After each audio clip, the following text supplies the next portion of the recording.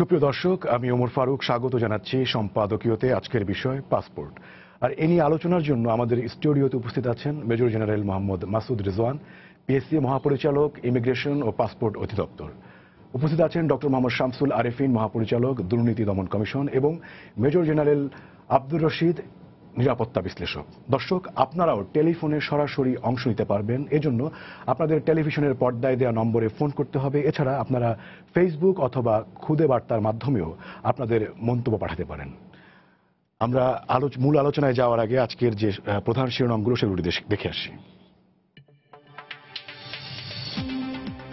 ফুলেল শ্রদ্ধায় পিলখানা ট্র্যাজেডির শহীদ সেনা সদস্যদের স্মরণ, হত্যা মামলার রায় নিয়ে আইনি বিতর্ক সুরাহা না হওয়া পর্যন্ত শেষ হচ্ছে না আপিল শুনানি।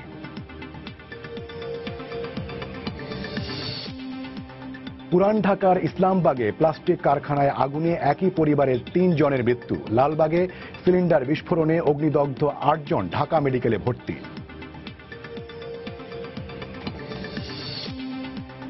কলেজ যাওয়ার পথে বাসের ধাক্কায় রাজধানীতে মেডিকেল ছাত্রী নিহত, চালককে গ্রেফতার ও শাস্তির দাবিতে সহপাঠীদের সড়ক অবরোধ, বিক্ষোভ।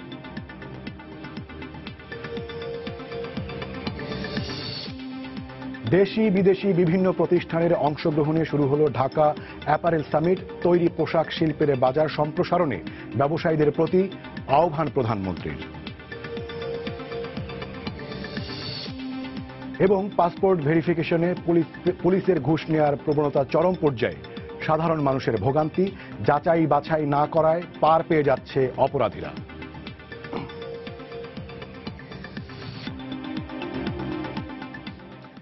আপনাদের 3 জনকেই আবারও স্বাগত জানাচ্ছি আজকের সম্পাদকীয়তে। আমরা যে একদম শেষ যে শিরোনামটি শুনলাম সেটাকে সাথে নিয়ে এবং আজকে পাসপোর্ট সেবা সপ্তাহ শুরু হয়েছে, সবকিছু মিলিয়ে আমরা যেই বিষয়টার দিকে যেতে চাচ্ছি সেটা হচ্ছে যে পাসপোর্ট পেতে সাধারণ মানুষের ভোগান্তি রয়েছে এবং সেখানে দুর্নীতি রয়েছে, এবং দুর্নীতির কারণেই ভোগান্তি, এবং দুর্নীতির কারণেই যে নিরাপত্তারও ঝুঁকি তৈরি হচ্ছে, সেই বিষয়টা এরকম কিনা সেই বিষয়ে আসলে আমরা যাব। প্রথমেই আমি major general Mohammad Masud Rizwan sir, আপনার কাছে যেতে চাই। আপনার আজকে পাসপোর্ট সেবা সপ্তাহ যে আজকে শুরু করলেন, সংক্ষেপে যদি প্রথমে যে এই সপ্তাহের মাধ্যমে আসলে আপনারা কি অর্জন করতে চাচ্ছেন সেটা যদি একটু বলতেন। আসলে আপনারা জানেন যে গত বছর জানুয়ারিতে আমি মহাপরিচালক হিসেবে জয়েন করেছি। আমি জয়েন করার পর আপনি যে প্রথম কথাগুলি বললেন, পাসপোর্টের যে দুর্নীতি, এই ব্লেম চলে আসতেছে সবসময়। তো এত বড় একটা গুরু দায়িত্ব আমাকে দেওয়ার পর আমি এটাকে কিভাবে যে চেঞ্জটা করা যায় এবং কিভাবে উন্নয়ন করা যায় সে ব্যাপারে আমি অনেক কিছু হাতে নিয়েছি। তার মধ্যে একটা হলো যে পাসপোর্ট সেবা সপ্তাহ। আমি পাসপোর্ট সেবা সপ্তাহের মধ্যে আমার কর্মকর্তা কর্মচারীদের মধ্যে একটা ট্রাস্ট তৈরি করতে চেয়েছি যে কিভাবে সেবাটা দিতে হবে।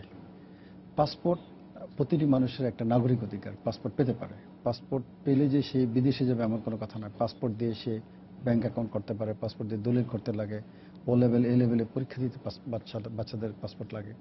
সুতরাং সেক্ষেত্রে কিন্তু পাসপোর্টটা সবাই পেতে পারে। এটা একটা অনেকটা আইডেন্টি কার্ডের মতো একটা জিনিস আমাদের। তো এইটা পেতে এত ভোগান্তি কেন? এটা সহজে দেওয়া যাবে না কেন? পাসপোর্ট পেতে প্রয়োজন শুধুমাত্র ন্যাশনাল আইডি কার্ড অথবা বার্থ সার্টিফিকেট, কিন্তু আমি দেখে আসছি যে এটার সাথে আরো অনেক জিনিস তারা চায় এবং সেখানেই ভোগান্তিটা আসে। তা আমি চেষ্টা করেছি যে পাসপোর্ট সেবার মাধ্যমে এই একটা সপ্তাহে আমরা কিভাবে সেবাটা দিব এবং সেই সেবাটার সর্বোচ্চ লেভেল হতে হবে। এবং আমার যে সেবা সপ্তাহ ছিল গত বছর 16 সালে 24 এপ্রিল আমরা প্রথম করেছিলাম। মাননীয় প্রধানমন্ত্রী সেখানে আমাদের উপস্থিত ছিলেন।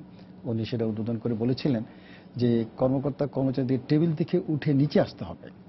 এবং আমি সেই কথাটা মানে পুঙ্খানুপুঙ্খভাবে কিভাবে কার্যকরী করা যায় সেটা সকল কর্মকর্তা কর্মচারীকে আমি বুঝিয়েছি। যে টেবিলে বসে থাকবে আর জনগণ আসবে, আমরা তাকে কোশ্চেন করব, তারপরে সে চলে যাবে, এরকম যেন না হয়। আমরা নেমে এসে তাকে জিজ্ঞেস করব যে আপনার পাসপোর্ট করতে কি মানে ডকুমেন্ট আপনি এনেছেন, এটাকে কোনো কিছু ভুলভ্রান্তি থাকলে আমরা সেটাকে শুদ্ধ করে আমরা ঠিক করে দেব। এবং আপনারা জানেন যে যারা লেবার শ্রেণীর লোক আসে তারা কিন্তু জানে না যে ফার্স্ট নেম কি, গিভেন নেম কি অথবা লাস্ট নেম কি, এবং তার ইভেন তার বার্থ সার্টিফিকেট যে 17টা ডিজিটের নাম্বার সেটাও বসাতে জানে না কোথায় বসাবে। তো সেইটা আমরা যেন বসা দিতে পারি, যেটা অনেক জায়গায় দালালরা করে থাকে এবং দালালরা এইখানেই সুযোগটা নেয়, তাদেরকে ফর্মটা ফিল আপ করে দেয়, ফর্মটা ফিল আপ করে দিয়ে তার থেকে কিছু টাকা নেয়। এইটা কিন্তু এখন পাসপোর্ট অফিসের বাইরেই দালালটা হচ্ছে। সুতরাং ভিতরে আমরা যাতে ওইটা দালালদের সাহায্য না নিয়ে যারা সরাসরি আমাদের পাসপোর্টে বসে তাদেরকে জন্য এই সেবাটা আমরা দিতে পারি, এবং আমরা প্রত্যেকটা অফিসের সামনে জানিয়ে দিচ্ছি জনগণকে যে কোনো কারো হেল্প নেবেন না, আমরা নিজেরাই আপনাদেরকে হেল্প করব। এই উদ্যোগটা জনগণের, আমাদের কর্মকর্তা কর্মচারীদের মনে আনার জন্য আমি পাসপোর্ট সেবা সপ্তাহ শুরু করেছিলাম। এবং আপনি জেনে খুশি হবেন যে গত বছর আমাদের কর্মকর্তা কর্মচারী ভালো একটা সার্ভিস দিচ্ছে, সেবার মান অনেক উন্নয়ন হয়েছে বলেই 19টা জেলায় আমাদের অফিসগুলি শ্রেষ্ঠ সেবাদাতা হিসেবে নির্বাচিত হয়েছে। স্যার, আপনার কাছে আবারও আসবো। আমি ডক্টর মোহাম্মদ শামসুল আরফিন স্যার, আপনার কাছে যেতে চাই যে আপনারা গত বছর অগাস্ট মাসে গণশুনানি করেছিলেন এবং আজকে আপনি আপনাদের একটা শিরোনাম দেখলেন। মানে শুধু কি পুলিশ ভেরিফিকেশনই কি সেখানে পাসপোর্ট অধিদপ্তরের যে সেবা পেতে কি যে সমস্যা ভোগান্তি পোহাতে হচ্ছে শুধু কি সেটাই কারণ, না আরো কোনো কারণ আপনারা সেখানে পেয়েছেন? হ্যাঁ, গত বছর 30শে আগস্ট একটা গণশুনানি হয়েছিল এই পাসপোর্ট অধিদপ্তরের বিষয়গুলো নিয়ে। সেখানে প্রায় 35টি আবেদন আমরা পেয়েছিলাম, অভিযোগ। সেখানে যে অভিযোগকারী যারা, তারা যে অভিযোগগুলো তুলেছেন সেগুলো এরকম ছিল যে জরুরি পাসপোর্ট পাওয়ার ক্ষেত্রে, কারণ বিশেষ করে ছেলে মেয়েদের ডেডলাইন থাকে, স্টুডেন্ট যারা পড়তে যায় এবং যারা অসুস্থ চিকিৎসার জন্য ভারতে যায় তাদেরও একটা চিকিৎসার জন্য একটা তড়িঘড়ি থাকে। এরা এসে পাসপোর্ট যে সময়টার মধ্যে পাওয়ার কথা সেই সময়টার মধ্যে পাচ্ছে না, এই ধরনের অভিযোগগুলো ছিল। তারপর যে ফ্রন্ট ডেস্ক সেটা আছে, ওয়ান স্টপ সার্ভিস পয়েন্ট একটা নিচে আছে, কিন্তু সেখানে সমস্যার কথা যে বলবে মানুষ সেটা বলবার জন্য সেই পর্যায়ের অফিসার, যে অফিসারটা সমাধান দিতে পারবেন তাৎক্ষণিক শুনে, সেই অফিসাররা ফ্রন্ট ডেস্কে ছিল না। এইগুলো অভিযোগ ছিল বেশিরভাগ। আর ভেরিফিকেশনের যে বিষয়টা, সেটা আসলে এটা একটা গুরুত্বপূর্ণ বিষয় আপনি তুলেছেন যে আসলে এখন তো জন্ম সনদ হয়েছে, পাসপোর্ট নেবার জন্য কি লাগে যে লোকটাই দেশের নাগরিক কিনা, লোকটার জন্য আমাদের একটা ভ্যালিড জন্ম সনদ পদ্ধতি হয়েছে, প্রত্যেকের জন্ম সনদ আছে এবং সেখানে একটা ভ্যালিড আমাদের জাতীয় পরিচয়পত্র হয়েছে এবং এই পরিচয়পত্রটা অনলাইনে শেয়ার করা যায়। তো এই যে ডাটাবেসটা শেয়ার করা যায়, এখন একটা লোক আগে যখন দরখাস্ত করত পাসপোর্টের জন্য, তাকে পাসপোর্ট অধিদপ্তরের কাছে অনেকগুলো প্রশ্ন এসে যেত, কারণ পাসপোর্ট অধ্যাদেশ যেটা 1973-এর যে 6 ধারায় বলা আছে যে পাসপোর্ট অধিদপ্তর সন্তুষ্ট হয়ে ইনকোয়ারির মাধ্যমে তিনি যখন সন্তুষ্ট হবেন তখনই কাউকে পাসপোর্ট ইস্যু করবেন। এই যে নাগরিকত্ব এবং তিনি দেশের জন্য হুমকি নন বা কোনো রকমের সন্ত্রাসী কর্মকাণ্ডে জড়িত নন বা কোনো অপরাধী নন, এই বিষয়গুলো জানবার জন্য ওনার কয়েকটা এজেন্সির দ্বারস্থ হতে হয়। তো এখন জন্ম সনদ হয়ে গেছে, এখন জাতীয় পরিচয়পত্র হয়ে গেছে, ডাটাবেজ হয়েছে, তাহলে বোঝা যাচ্ছে প্রথম পদক্ষেপেই যে এই লোকটি এই দেশের নাগরিক কি নাগরিক নয়। এখন দ্বিতীয় যে প্রশ্নটি থাকবে সেটা হলো যে তার ক্রিমিনাল রেকর্ড। ক্রিমিনাল রেকর্ডের যে আমাদের যে এসবি, এখন বাংলাদেশে ধরুন 16 কোটি লোক, 16 কোটি লোকের আমাদের মধ্যে হয়তো দেখা যাবে 1 লাখ, 2 লাখ, 5 লাখ এরকম হয়তো ক্রিমিনালের সংখ্যা হবে যারা অপরাধের সাথে যুক্ত, সবাই তো না। সেক্ষেত্রে এখন যদি আমি সবার জন্য প্রযোজ্য করি এই ভেরিফিকেশনটা, পুলিশ ভেরিফিকেশনটা, তাহলে দেখা যাবে যেটা অবশ্যই সময় সাপেক্ষ হয়ে দাঁড়িয়েছে। এখন এই যেহেতু আমরা ডাটাবেস, জাতীয় পরিচয়পত্রের ডাটাবেসটা আমরা শেয়ার করতে পারছি, পাসপোর্ট অধিদপ্তর করছি, এখন এই ক্রিমিনালদের ডাটাবেসটা এটা যদি এসবির কাছ থেকে এই আমাদের পাসপোর্ট অধিদপ্তর শেয়ার করার একটা ব্যবস্থা করে দিতে পারে, তাহলে কিন্তু মানুষের এই ভোগান্তিটা কমে যাবে। এই সমস্ত আলোচনা কিন্তু আমাদের যে দুর্ভোগ, সেই দুর্ভোগের মূলে কোন কারণটাকে আপনারা চিহ্নিত করছেন দুদকের পক্ষ থেকে?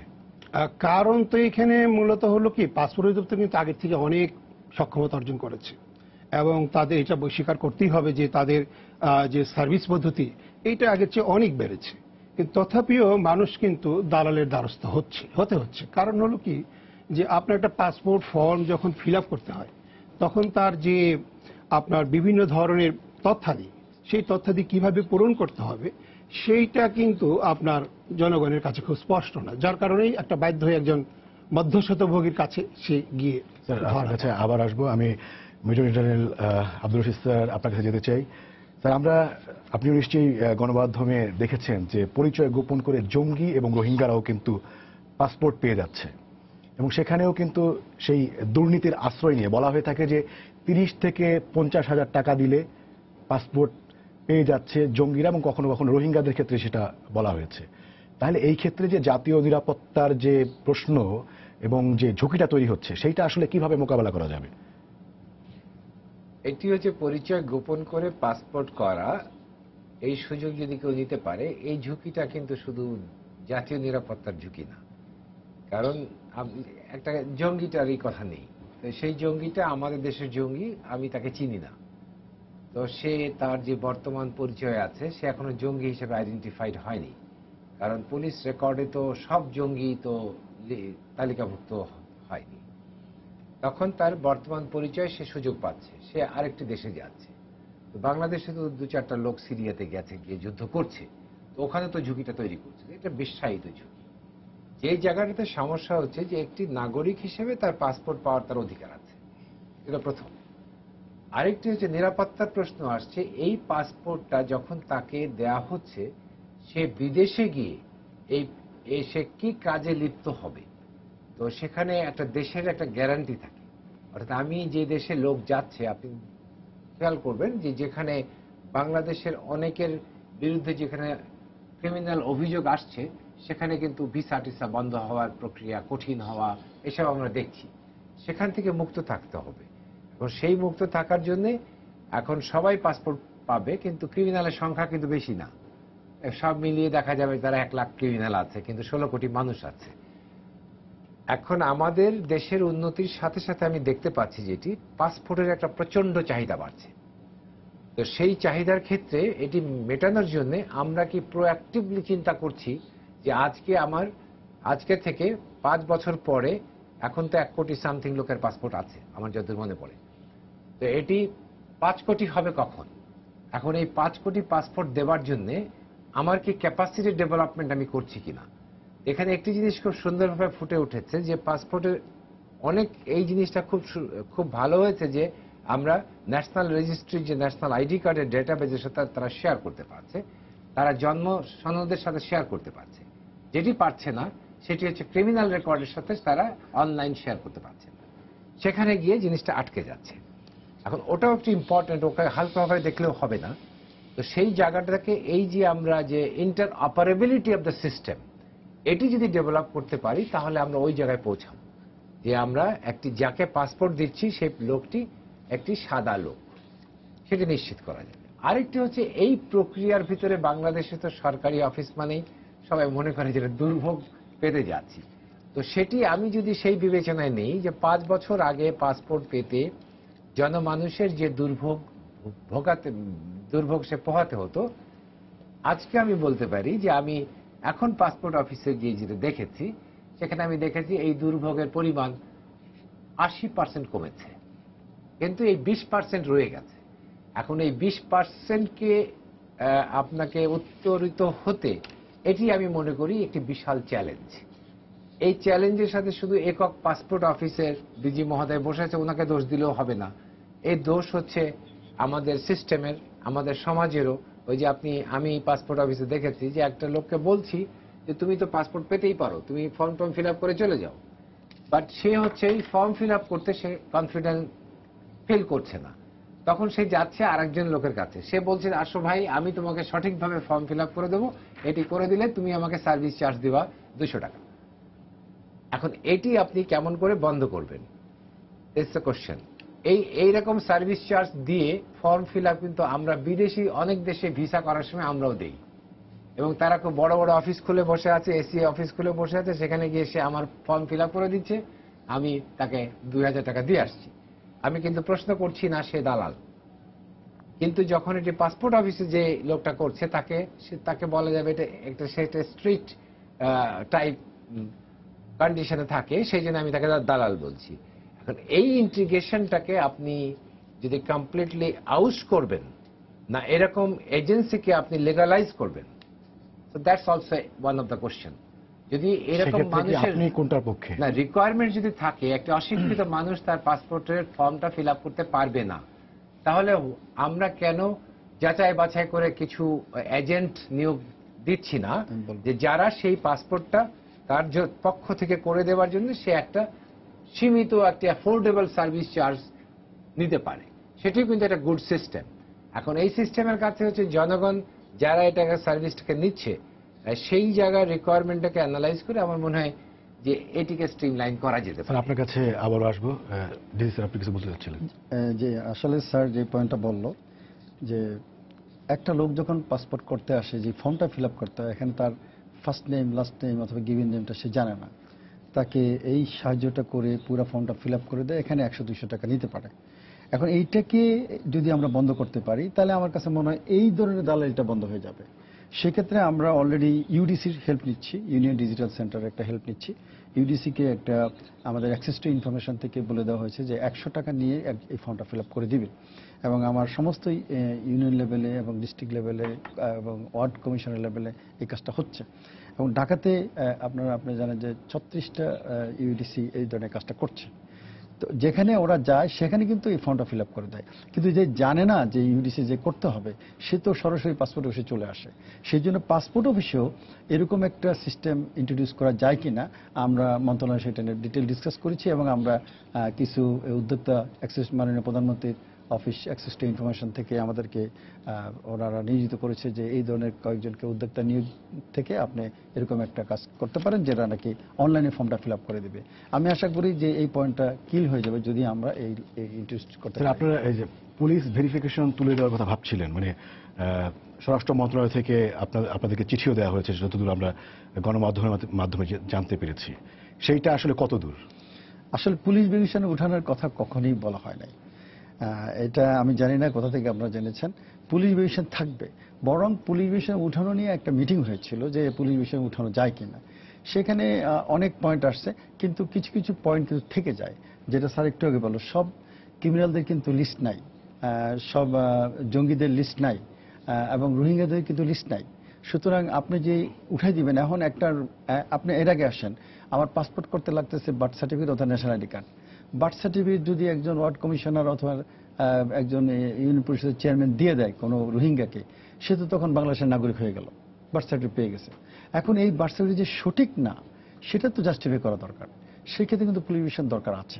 সুতরাং পুলিশ একেবারে উঠে দেওয়া যাবে না। সেই আছে, এবং সেটা কি হচ্ছে?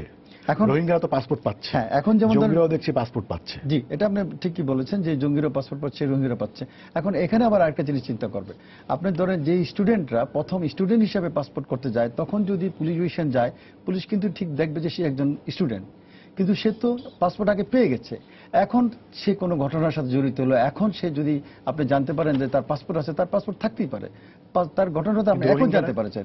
কিন্তু রোহিঙ্গার বেলায় যেটা হয়, সেটার বেলায় পুলিশকে আমার মনে হয় একটু সতর্ক হওয়া দরকার আছে। এটার ব্যাপারে আমরা আপনারা একটা প্রশ্ন নিয়ে পুলিশ বিষয়ে কথা বলতে প্রশ্ন পারেন। নিয়ে আবার আসছি। দর্শক, আপনার পরিচয় দিয়ে প্রশ্ন করুন। হ্যাঁ জি স্যার, আমার নাম আব্দুজ্জামান সেলিম, ঢাকা থেকে। তো আমার প্রশ্ন ছিল পাসপোর্টের মহাপরিচালকের কাছে। জি, প্রশ্ন তো করুন। হ্যাঁ জি, বলছি। আমার প্রশ্নটা হলো যে আমি যখন অনলাইনে ফর্মটা ফিল আপ করি পাসপোর্টের, তখন ফিল আপ করার পর ওই পেপারটা যখন প্রিন্ট কপির পেপারটা নিয়ে যাই অফিসে, তখন তারা এটা নিতে চায় না, ফিরিয়ে দেয়। ঠিক আছে, আর আমি একজন সচেতন নাগরিক হিসেবে আমি আমার এলাকার অনেকের পাসপোর্ট নিতে করে দেওয়ার উদ্যোগ নিয়েছি, মানে এইভাবে করবা, এইভাবে ঠিক আছে, কিন্তু অনলাইনে করলে সেটা নেয় না। এই ব্যাপারে কিছু বলবেন স্যার? স্যার, এর পাশাপাশি আমি একটু যোগও করি, আপনারা সম্ভবত আবার ই পাসপোর্টও চালুর উদ্যোগও নিচ্ছেন। যে এরকম যদি মানে আপনারা একদিকে বলছেন যে আপনারা অনলাইনে পূরণ করেন, আবার নিয়ে গেলে আবার নিচ্ছেও না, এই চ্যালেঞ্জগুলো আসলে না, আমি এখন ওনার কাছ থেকে এই ধরনের একটা পয়েন্ট শুনলাম। আপনি কালকে রোববার আমার অফিসে যান আপনি, এবং প্রত্যেকটা অফিসে যান, অনলাইনে ফর্ম ফিল আপ যারা করে আসবে তাদের জন্য সেপারেট লাইন। আমরা অনলাইনে ফর্ম ফিল আপ যারা করে আসে তাদেরকে উৎসাহ দিচ্ছি কেন? কারণ হলো সে যখন অনলাইনে ফর্ম ফিল আপ করে, তার নাম, তারপর তার প্রেজেন্ট অ্যাড্রেস, পার্মানেন্ট অ্যাড্রেস, তার বিস্তারিত তথ্য সবকিছু সে ফিল আপ করে ফেলে। সুতরাং সে যখন প্রিন্ট কপিটা আনে, ওই কোডটাকে আমি যখন স্ক্যান করি, তার সব তথ্যটা আমার কম্পিউটারে চলে আসে। সুতরাং আমি দেখতে পাচ্ছি সে সমস্ত তথ্য অলরেডি সে কিন্তু প্রিন্ট টাইপ করে ফেলেছে। সুতরাং আমার অপারেটরের জন্য কিন্তু তেমন কোনো কাজ থাকছে না, সে শুধু সিগনেচার নিচ্ছে, ফিঙ্গারপ্রিন্ট নিচ্ছে, ছবিটা নিচ্ছে। খুব ইজিতে আমরা অনলাইন যারা ফিল আপ করে আসে তাদের কাজটা শেষ করতে পারি এবং খুব অল্প সময়ে। সেই জন্য অনলাইনের জন্য একটা সেপারেট লাইন রেখেছি আমরা। আমি জানি না উনি কোন অফিস থেকে বলতেছে, সেই লাইনে যে দাঁড়াচ্ছে সে আইসা ফর্মটা দিচ্ছে, প্রিন্টেড কপি সহজে সে ছবি ফেলে দিচ্ছে। সুতরাং সেটা হলো এক জিনিস আমি জানি এই না। ধরনের অভিযোগ ধরেন আপনারা অনেক ভালো ভালো উদ্যোগ নিয়েছেন, জি, হয়তো যারা সেবা গ্রহীতা তারা সেখানে গিয়ে পাচ্ছেন না। সরাসরি এই বিষয়গুলো যে আপনারা যারা সিদ্ধান্ত নেবেন বা নীতি নির্ধারক যারা অ্যাকশন নেবেন তাদের কাছে পৌঁছানোর জন্য কি কোনো ব্যবস্থা রেখেছেন? অবশ্যই আমার ওখানে নিচেই আমার ব্যবস্থা আছে, কমপ্লেন একটা বক্স আছে, আপনি কমপ্লেন বক্সে যেতে পারেন। আমার ওখানে প্রতিদিন আমি কিছু না কিছু লোকেরকে ফেস করি যে কোনো কোনো কারণে সে সেবা সঠিক পায় নাই, আমি সঙ্গে সঙ্গে, এবং you will be surprise to know যে আমার অফিস খোলা থাকে, ওপেন। যে কোনো লোক, আমার কোনো কর্মকর্তা কর্মচারী না, যে কোনো লোক আমার অফিসে এসে সরাসরি কমপ্লেন দিচ্ছে আমাকে, আমি অ্যাকশন নিচ্ছি। আপনি আরো যে আজকে যারা শুনছেন এবং দেখছেন তারা এই সুযোগটি নেবেন। জি, ডক্টর মোহাম্মদ শামসুল আরিফিন, আপনার কাছে যেটি জানতে চাই যে আপনারা দুর্নীতি প্রতিরোধে ফাঁদের ব্যবহার করেন, অনেক ধরনের উদ্যোগ আপনাদের আছে, এটা কিন্তু এখন আর ওপেন সিক্রেট না, একদম ওপেন যে পুলিশ ভেরিফিকেশন করতে গেলে টাকা দিতেই হয়। সেই ক্ষেত্রে আপনাদের কোনো উদ্যোগ নেই কেন? উদ্যোগ নেই তা ঠিক না, আমরা কিন্তু একটা এই সারাক্ষণ আমরা চেষ্টা করছি। আমাদের যে প্রতিরোধের যে কমিটিগুলো আছে উপজেলা পর্যায়ে, জেলা পর্যায়ে, তারা সচেতন করছে মানুষকে, যাতে করে মানুষও টাকা দিতে উদ্বুদ্ধ না হয়। এটা দুঃসাহিত্য যে টাকা সেই দেয়, এটা কিন্তু ব্রাইবারিটার একটা ডাইমেনশন আছে। এটা যে দেয় সেও একটা সুবিধা নেয়, সে দেয় হয়তো দেখা গেল যে একটি অবৈধ নাগরিককে সে বৈধভাবে একটা করিয়ে নিবে। সব ক্ষেত্রে কি আপনার মনে হয় যে মানে অবৈধ সুবিধা নেওয়ার জন্য দেয়? একদমই সব কাগজপত্র ঠিক আছে, তারপরে ক্লিয়ারেন্সটা আসছে না, সে কারণেও তাকে দিনের পর দিন অপেক্ষা করতে হচ্ছে। এটা তো ইন্টারনাল যে ইন্টারনাল কন্ট্রোল তো পুলিশের ভিতরে আছেই। পুলিশ দেখছে যেগুলো আমাদের কাছে দরখাস্ত আসে যে এই ধরনের একটা দুর্নীতির ঘটনা এই পুলিশ ক্লিয়ারেন্স দেওয়ার ক্ষেত্রে ঘটেছে, তখন আমরা সেখানে আমরা মামলা নিয়ে থাকি, তদন্ত করি। এখনো পর্যন্ত কি কোনো ব্যবস্থা এই নিয়েছেন? ধরনের আমাদের কাছে তো সরাসরি কোনো কমপ্লেন আসেনি। আমরা পত্রপত্রিকায় দেখেছি, কিন্তু সরাসরি আমাদের কাছে কেউ কমপ্লেন নিয়ে আসেনি যে ওনার কাছে পুলিশ ক্লিয়ারেন্স রিপোর্ট দিতে গিয়ে পয়সা চেয়েছে আর উনি অ্যাপ্লিকেশন করেছেন, এটা আমরা পাইনি। রশিদ স্যার, আপনার কি মনে হয় যে এই বিষয়টা কি আসলে যথেষ্ট গুরুত্বের সাথে কি হ্যান্ডেল করা হচ্ছে? যে কারণ হচ্ছে যে এই দুর্নীতির সুযোগে কিন্তু একদিকে তো হয়রানি হচ্ছেই, তার পাশাপাশি কিন্তু ঝুঁকিও তৈরি হচ্ছে। আসলে এটাকে আমি ঠিক বর্তমান যে সিস্টেমটা আছে, যে পলিসি সিস্টেম সব জায়গাতে তাকিয়ে যদি আমরা দেখি, তাহলে এর একটা অস্তিত্ব আমরা খুঁজে পাচ্ছি। তো সে অবৈধ সুবিধা না নিতে চাইলেও তাকে হয়তো ছোটখাটো দিয়ে একটা হয়রানি করা হয়। যেমন উনি যেমন একটা বললেন যে আমি ফর্ম নিয়ে গেছি, তো বললো ফর্মটা ঠিক মতো ফিল আপ হয় না, আবার ফিল আপ করে নিয়ে আসে। এই যে সে একটা হয়রানি, এবং এটিতে সে যখন কোনো উৎকোচ দিচ্ছেন তখন তার এরকম কোনো প্রশ্ন দিয়ে তাকে হয়রানি করা হচ্ছে না, কাগজটা খুব স্মুথ হচ্ছে। এটাকে আপনি স্পিড মানিও বলতে পারেন আর কি, আদার ওয়ে। তো সেটির জন্য এটিটা প্রচলন সৃষ্টি হয়ে গেছে। এখন প্রশ্ন হলো, সেটা তো আপনি দালালদের ক্ষেত্রে বলছেন। না না না, পুলিশকেও আপনি স্পিড বানিয়ে দিতে হবে আমার? তাই বলছি যে এটা একটা প্রচলিত প্রথা এখন আমাদের এখানে হয়ে গেছে। এখন প্রশ্ন হলো যে যিনি ইনভেস্টিগেশন করছেন, এই জায়গাটা আমি খুব শিওর না যে উনি ইনভেস্টিগেশন করার সময় উনার যে ব্যক্তিগত খরচ আছে সেটিখানে সে কোনো অতিরিক্ত ভাতা পায় কিনা। আমি একটু ডিসি সাহেবের কাছে শুনি, আপনারা কি যারা ভেরিফাই করতে যাচ্ছেন, পুলিশের এসআই বা তার নিচের বা উপরের কর্মকর্তা, তাদের জন্য কি আপনাদের কোনো বরাদ্দ আছে? না, পুলিশের ভেরিফিকেশনটা সম্পূর্ণ দায়িত্ব হলো এসবির। সুতরাং আমাদের এখান থেকে আমরা যখন নতুন কেউ পাসপোর্ট করে আমরা দুইটা ফর্ম ফিল আপ করি, একটা ফর্ম আমাদের থেকে যায়, আরেকটা ফর্ম আমরা এসবিতে পাঠিয়ে দিই। এসবি তার নিজস্ব দায়িত্বে সেটা কোন ডিস্ট্রিক্টে, যে আমার বাসায় আসা পর্যন্ত তার যে খরচটা হচ্ছে সেই খরচটা কে দিবে? সেই খরচটা আছে এসবি দেয়, এবং সেটা আমি যে ওদের সাথে কথা বলি। আপনারা কি এসবি কে টাকা দেন? না, সেটা সরকারিভাবে তারা ক্লেম করে নেয়, এবং সেই টাকাটা খুবই সামান্য। এবং ধরেন আপনার একটা গ্রামের একটা ডিস্ট্রিক্টে, সেখান থেকে ডিস্ট্রিক্ট থেকে তার অনেক দূরে গ্রামে যেতে হয়, সেইখানে যেই খরচটা হয় ওই খরচটা কিন্তু সেই যে পয়সাটা পায় সেটা খুবই সামান্য। সেই জন্য আমি এসবির ডিএজির সাথে বসেছিলাম যে আপনারা আপনারা বসে এটার জন্য একটা সেপারেট টাকা ক্লেম করেন, যে দূরের ডিস্টেন্স হলে অথবা মাইলেজ করে দেন যে এত মাইলের বেশি হলে কত টাকা পাবে, তাহলে হয়তো এই জিনিসটা কমে আসতে পারে। আমি ওইটাই বলছিলাম যে আমাদেরকে জিনিসটা প্র্যাকটিক্যাল পয়েন্ট অফ ভিউতে দেখতে হবে যে বাস্তবে রূপ দিতে গেলে কি কি প্রতিবন্ধকতা আসছে। আমি একটা দুর্নীতিমুক্ত সমাজ চাচ্ছি, তো সেটি তো সবার প্রত্যাশায় আছে। তো যাকে আমি নিয়োগ করছি সে এমন কোনো অসুবিধার সম্মুখীন হচ্ছে কিনা যার ফলে সে ওই দুর্নীতিতে জড়িয়ে পড়ছে বা তার সহায়তা তিনিও বাধ্য হচ্ছেন একরকম। বাধ্য হচ্ছেন। তো সেরকম পরিস্থিতি থেকে যদি আমরা উত্তরিত হতে চাই তাহলে আমাদের ক্ষতি দেখতে হবে। তা আমার মনে হয় যদি এখানে একটি মোটামুটি যদি একটি ইনসেন্টিভ থাকে তাহলে আমি কিন্তু একটি কথা বলতে পারি যে বাংলাদেশে যদিও সবাই এটি নিয়ে অনেক কথা বলে যে আমাদের 80% বেশি সরকারি কর্মকর্তা বলেন বা পুলিশ বলেন যারা আসলে দুর্নীতি করে না। এর ভেতরে একটি অংশ আছে যারা করে এবং কেউ কেউ মাত্রা ছাড়িয়ে যায়। তো যার ফলে সমস্ত ব্লেমটা এই অর্গানাইজেশনস গুলোকে দিতে হয়।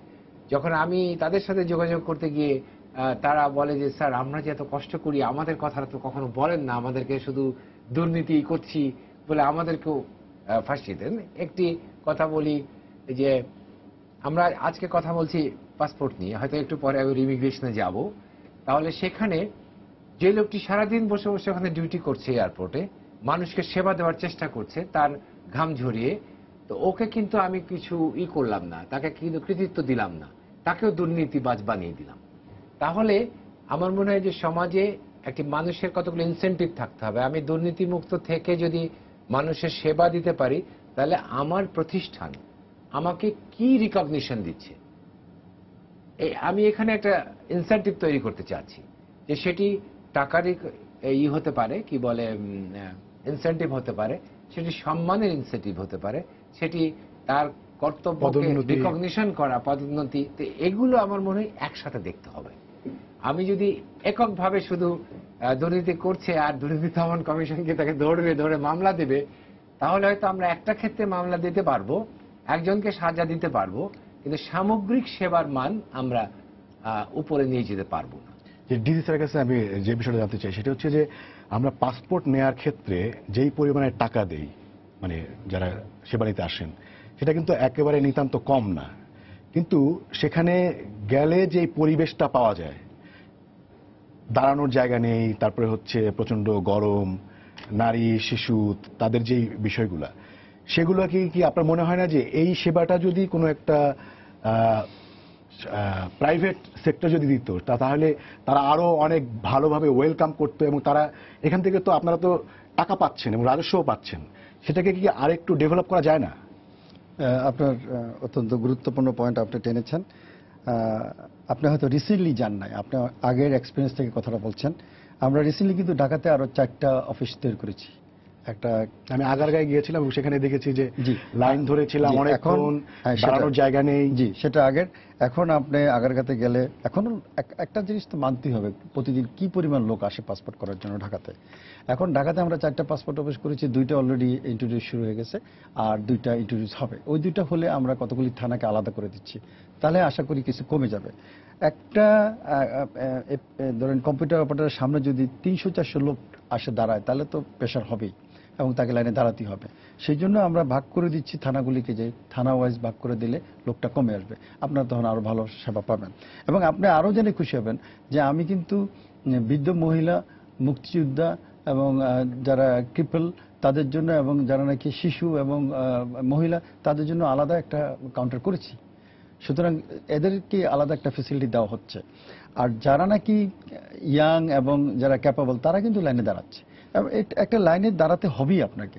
একটা লাইনে দাঁড়ানোর সমস্যা না, আপনাকে কতক্ষণ আপনি যদি চিন্তা করেন, আর ঢাকার আগারগাঁতে আমার ডেইলি 2 থেকে 2,500 অ্যাপ্লিকেন্টকে আমার রিসিভ করতে হচ্ছে, আমি ফিনিশ করতেছি এনরোলমেন্ট, এবং একই সাথে 2,500 লোক আসতেছে পাসপোর্ট বই নেওয়ার জন্য, তাহলে 5,000, এবং প্রত্যেকের সাথে একজন করে গেস্ট থাকে, হয় মা থাকে, নয় বাপ থাকে, অথবা ছেলে মেয়ে থাকে। এই 8-10 হাজার লোক ঢাকায় আগারগাঁতে আসা যাওয়া করে। সেখানে তো আপনি একটা বাজার দেখবেনই, বাজারের পরিবেশ। কিন্তু এটা যখন সেগ্রিগেট হয়ে যাবে আগামী 2-3 মাসের মধ্যে, আমি আশা করি জিনিসটা আরো কমে। এই যে ধরেন 4,000-5,000 যেই সংখ্যা বললেন, তারা তো টাকা নিয়েও আসছে। আমি যদি ধরি যে একটা কোম্পানি যারা হচ্ছে সার্ভিস দেয়, সে তো এখানে সেবা নিতে আসছে এবং সে টাকা দিচ্ছে এবং সেই টাকাটা কিন্তু একদম নেহাতি খারাপ না। আমি শামসুল আলম স্যার আপনার কাছে আসতে চাই যে আমরা যেই পরিমাণে টাকা দেই একটা পাসপোর্টের জন্য, সেই পরিমাণ আমরা কি আরেকটু মানে যারা পাসপোর্ট দিতে যান তারা কি আরেকটু বেশি কমফোর্ট বা আরেকটু বেশি প্রশ্নটা করেন না? হ্যাঁ, খুবই খুবই যৌক্তিক, কিন্তু এখানে প্রশ্নটা হলো কি যে আমাদের সক্ষমতা দেখতে হবে। পাসপোর্ট অফিসের জনবল এই কি কয়েক বছর আগে মাত্র 300-400 ছিল, এখান থেকে ওনারা 1000 বা তার কিছু বেশি করেছেন। তো এখন বাংলাদেশে 16 কোটি লোক, একটা জেলায় যদি আপনি দেখেন 16 কোটি লোক দিয়ে আমি বলছি একটা জেলায় 25 লক্ষ লোক, 25 লক্ষ লোক নিয়ে কিন্তু ল্যাটিন আমেরিকায়, আফ্রিকায় একটা গোটা দেশের লোক সংখ্যা 25 লক্ষ নাই। তো সেই ক্ষেত্রে একটা জেলা একটা পাসপোর্ট অফিস এইটা কিন্তু আপনার আপনি এটাকে বুথ কিছু জেলা উপজেলা আছে, সেখানে একটা বুথ যদি করা যায় তাহলেই চাপটা কমানো সম্ভব। কিছু কিছু বুথ করে, যেমন ওই যে ওনার নেতৃত্বে এখন হয়েছে ক্যান্টনমেন্টের সচিবালয়ে কিছু বুথ হয়েছে, ওনারা ওইখানেই পাসপোর্টের জমা দিবেন ফর্ম, ওখান থেকে পাসপোর্টটা কালেক্ট করবেন। এখন আরেকটু সহজ পদ্ধতি সহজীকরণের মাধ্যমে করা যেতে পারে, যেমন ধরুন আপনাদের কি পাসপোর্ট প্রতি কোনো ভর্তুকি দিতে হয়? পাসপোর্ট না না, পাসপোর্ট প্রতি কোনো ভর্তুকি, একটা পাসপোর্ট তৈরি করতে কোনো ভর্তুকি দিতে হয় না। তার মানে হচ্ছে আপনি সেখানে লাভ পাচ্ছেন। তাহলে বেশি লোক পাসপোর্ট দিতে আসছে মানে আপনি বেশি লাভ পাচ্ছেন, তাহলে সেটাকে কেন আমি একটু বলি, আরো আপনি সম্প্রসারণ করবেন? আপনি যে সেবাটা বলছেন, আমি যখন আমেরিকার এমবিসিতে যাচ্ছি ভিসার জন্য, তখন আমি কিন্তু সাইমন সেন্টারে যাচ্ছি, ওখানে বসলে কিন্তু আমাকে এসি রুমে বসাচ্ছে। বাট আপনি জানেন ওখানে কতজন লোক বসে? 40-50 জন লোক বসে। 40-50 জন বেশি ওনারা ঢাকা করে ঢুকতে দেয় না, সব বাইর করে দিচ্ছে। তো 40 জন লোকের আমি এসিতে বসায় কিন্তু ঠিকই সার্ভিস দিতে পারবো। আর আমি ডেইলি 8000 লোকের হ্যান্ডেল করতেছি আমি সেখানে। তারপরও আপনি এখন আসেন, গত সপ্তাহে আমি ওদেরকে বলে এসি করেছি, এখন গেলে ওখানে অ্যাটলিস্ট এসিতে দাঁড়াতে পারবে। আমার এই সীমিত জায়গার ভিতরে এত কোটি লোকের এর ভিতরে সেবা দেওয়া, এখন উনি বলেছেন যে আমাদের মাত্র 1000 লোক, 1100 লোক আমার 1100 লোক দিয়ে 16 কোটি লোকের পাসপোর্ট করতে আসবে, আমি সেই ফেস করার জন্য দাঁড়িয়ে আছি। আপনি আমার জনগণ আরো বাড়ুক, আমি আরো অফিসগুলি বাড়াচ্ছি, আপনারা দেখবেন সেবা আস্তে আস্তে উন্নতি হচ্ছে। আপনি কি মনে হয়? এর সাথে একমত হতে পারছি না। ইটস এ রাইট প্রজেকশন যে এটি হচ্ছে আমাদের সীমিত সম্পদ, সীমিত জনবল। আপনি যে প্রশ্নটা বলেছেন this is the right thing, এটা জনগণ করবেই। যে পাসপোর্টের যে সেবাটা নিচ্ছে একজন যে পাসপোর্ট করতে ক্রেতা যদি বাড়ে তাহলে তো সে তার পয়সা দিয়েই করছে, তার টাকাতেই কিন্তু সে সেবা চাচ্ছে, কারোর কাছে করুণা চাচ্ছে না। তো সেই ক্ষেত্রে আমি যে কথাটা বলেছি যে আমার যে পাসপোর্টের সংখ্যা প্রতিদিন বাড়তে থাকবে, এখন 1.5 কোটি পাসপোর্ট দিতে হচ্ছে বছরে, আমাকে 2 বছর পরে 5 কোটি দিতে হবে, তাহলে 5 কোটি লোক পাসপোর্ট অফিসে আসবে এবং তাদের বসার জায়গা দিতে হবে। What is the difference between American embassy and our passport?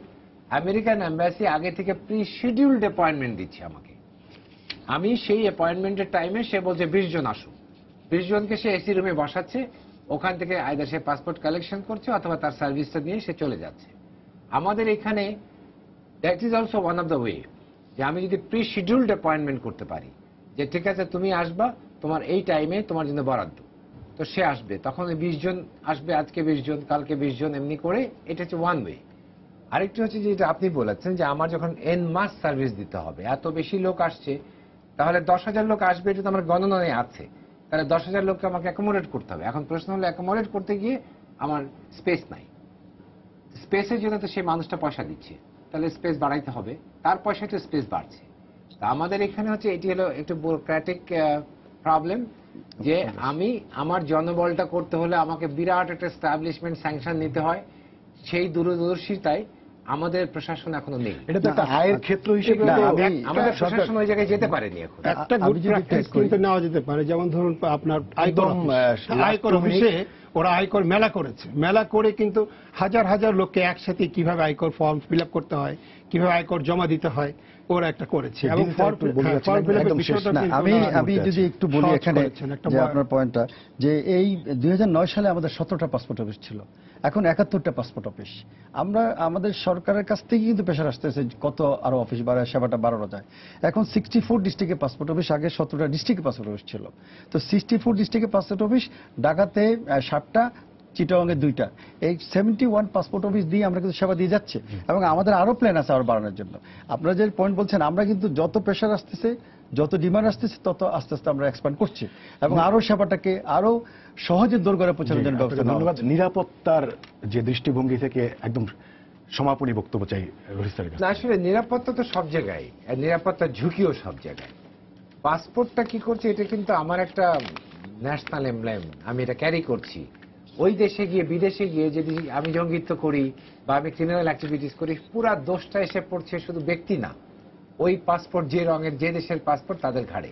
তাহলে সেই ক্ষেত্রে এখানে একটি কন্ট্রোল থাকতেই হবে, আমাকে নিশ্চিত হতে হবে। এবং এটির সাথে আপনার কিন্তু ভবিষ্যতের ব্যবসা বাণিজ্য এফেক্ট করে এই ইমেজের উপরে। তো সেই ক্ষেত্রে হচ্ছে যে এই সিস্টেমটাকে আমি বলছি যে যত বেশি আমরা inter departmental, inter operable digital system করতে পারবো, তখন আমাদের ঝুঁকি কমে আসবে এবং ঝুঁকি চিহ্নিত হবে। এখন যদি যে কথাটা আমরা এই সময় বলছিলাম যে নোগো পার্সনদের যদি লিস্ট যদি এসবি বের করে, তাহলে এটা তাদের কাছে কপি থাকলে এটি আসলেই নোগো, এর আর কোনো ক্লিয়ারেন্সের প্রশ্ন নেই। তো এরকম ভাবে আমরা সিস্টেম আরো বেশি সমন্বয় দরকার। তাহলে যে আপনাদের তিনজনকেই ধন্যবাদ। একদমই শেষ পর্যায়ে চলে এসেছি, আমাদের সময় আর একটু বেশিও নিয়ে ফেলেছি এরই মধ্যে। আপনাদের তিনজনকেই ধন্যবাদ। সবাইকে শুভেচ্ছা জানিয়ে শেষ করছি আজকের সম্পাদকীয়। আগামীকাল আবারও দেখা হবে রাত 10টায়, দেখার আমন্ত্রণ রইল। শুভরাত্রি।